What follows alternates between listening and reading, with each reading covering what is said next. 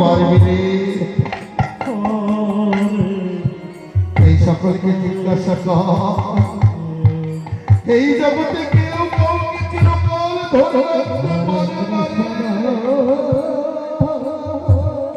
তাই তুইও পারবি না জানিস। যেদিন এই দেহ থেকে পান পাখিটা চলে যাবে, এই দেহ করে তুলসী তলায় নামিয়ে দেবে। পাড়া প্রতিবেশীরা এসে বাঁশের দোলনা তৈরি করে সেই দোলনার উপরে এই ধৈর্য ওরা চাপিয়ে দিয়ে সকলে সকলে নিয়ে চলে যাবে শ্বশুরি ঘাটে। শ্বশুরি ঘাটে নিয়ে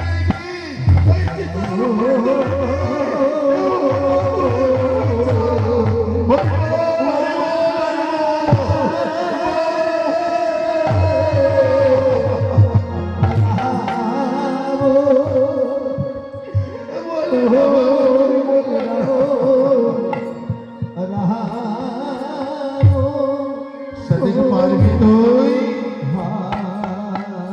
আজকে যেমন তুই বলছিস আমায় ধরে রাখবি, সেদিন পারবি তুই আমায় ধরে রাখবে। সেদিন সকলে করে থাকবে রে। আত্মীয় পরিজন, স্ত্রী পুত্র বাড়ি ঘর সব করে থাকবে। জানিস সুমতি, এই পৃথিবী যেমন আছে তেমনি পড়ে নেবে রে। এই সুন্দর পৃথিবী ছেড়ে একদিন সকলকে চলে যেতে হবে। সেদিন সত্যি কিছু যাবে না জানি, যাবে গো বাবারা।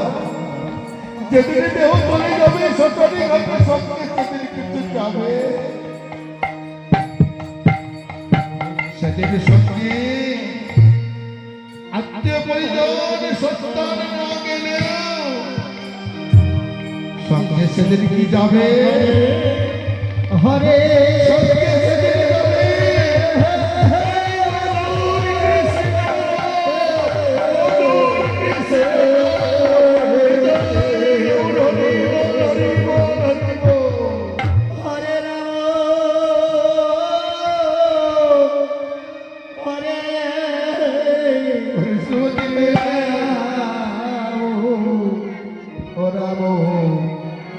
রাম হরে হরে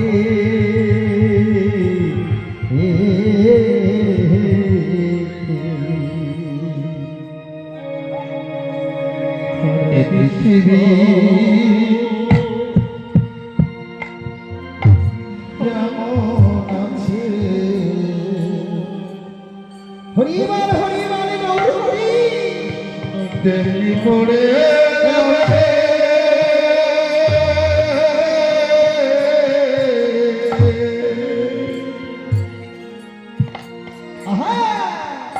সুন্দর পৃথিবী ছেড়ে একদিন চলে যেতে হবে।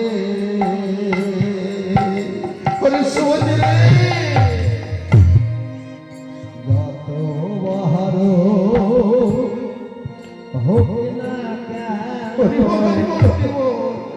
রাজা জহিলা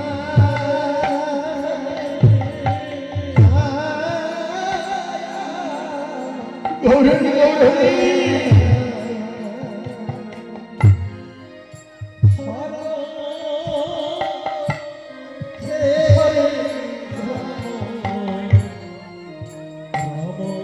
হরে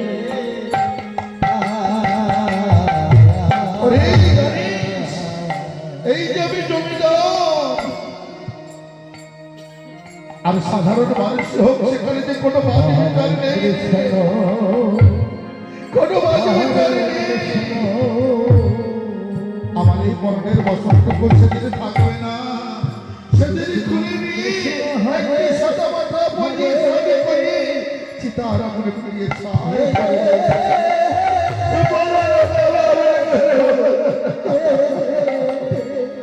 আমি যেন সইতে পারছি না বাবা, পারছি না। হরে রাম হরে রাম সেদিন সমস্ত অহংকার সকলের ওই জমিদারি হোক, সকলের অহংকার চিতার আগুনে পুড়ে ছাই হয়ে যাবে। কৃষ্ণ তাই বলছি সুমতি, হরে কৃষ্ণ এবার আমায় যাবার অনুমতি দে। তুই আর অমত করিস নে। বেশ বাবা, কৃষ্ণ আমি তোমায় যাবার অনুমতি দিলাম। এই সুমতি রে, হরে রাম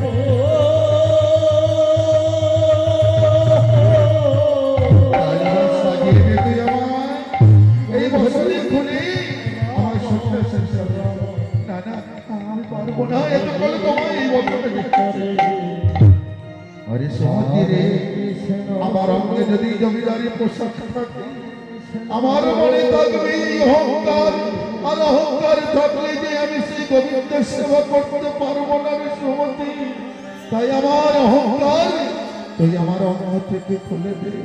আমি যেন নিজেকে গোবিন্দ সেবায়, আমি যেন তার দাস হতে পারি। বেশ, এত করে বলছো দেখো, আমি তোমাকে বাধা দিইনি, আমি খুলে দেব। আজ তাই সুমতি, আজ জমিদার লালার অঙ্গ থেকে বচন খুলে নিচ্ছে। আমাদের অনেক অহংকার আছে গো, সেই অহংকার গুলো আমাদের ত্যাগ করতে হবে। আমরা যদি অহংকার ত্যাগ না করি, আমরা কোনোদিনও আমরা গোবিন্দ কৃপা লাভ করতে পারবো না। তাই মায়েরা গো বাবারা, ধন ঐশ্বর্য টাকা পয়সা কোনো অহংকার করবে না।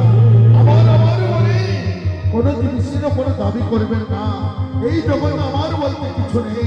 সন্তান আমার নয়, পিতা পুত্র আমার নয়, বাড়ি বাড়ি আমার নয়, টাকা পয়সা কিছু আমার নয়, সবই তার। আর ভগবান আমার কি সইতে পারে না? আর ভগবান আমার সইতে পারে না ভক্তের চোখের জল।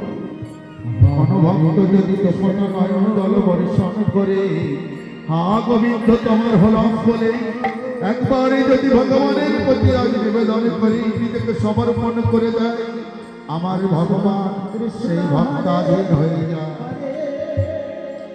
তাই বলেছি ভগবান, ভক্তি যেখানে ভগবান সেখানে। তাই ভগবানের প্রতি সকলে ভক্তি রাখবে। ভক্তি ছাড়া ভগবানই থাকে না গো। ভগবান ওই রাজ ঐশ্বর্যে থাকে না, যার দোতলা তিনতলা অট্টালিকা রয়েছে সেখানে থাকে না, সোনার সিংহাসনে থাকে না। ভালো মন্দ ফল বল দিয়ে তার আহার প্রয়োজন হয় না গো।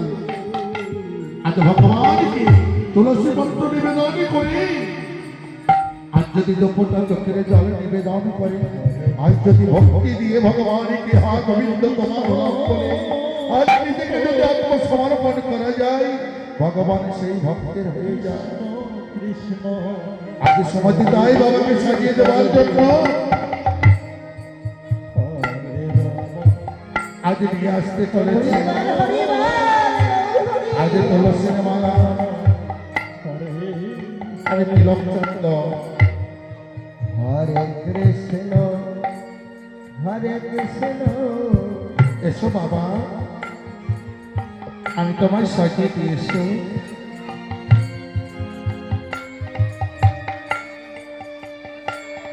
আস্তার সুমতি, আস্তার বাবাকে সুন্দর করে সন্ন্যাসের সাথে সাজিয়ে দিচ্ছে।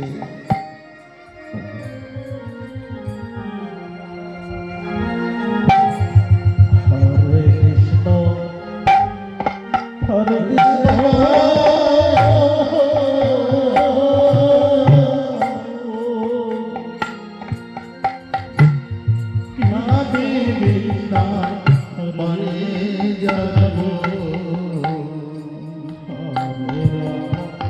তাই বলছে আমায় ভালো করে সাজিয়ে দেওয়া,